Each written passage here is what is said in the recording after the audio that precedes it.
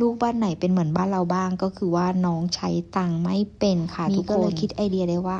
ให้เงินเด็กๆไปคนละ5 ยูโรไปซื้ออะไรที่อยากซื้อก็ได้ตามใจเขาเลยเมื่อกี้ให้แบงค์10ไปใช่ไหมคะก็เลยต้องไปแลกเหรียญก่อนได้แบ่งกันคนละ5 ยูโรได้มาแล้วก็ยังไม่รู้สึกดีใจนะแต่ว่าก็ยังงงๆอยู่ว่าฉันจะใช้ยังไงเนี่ยชนแก้วฉลองกันหน่อยปกติเด็กมัธยมเด็กอนุบาลอะไรอย่างเงี้ยก็คือว่าจะไม่ค่อยได้ให้จับตังค์เวลาไปโรงเรียนอย่างงี้ก็คือไม่ได้ใช้ตังค์เลยนะคะก็จะห่อข้า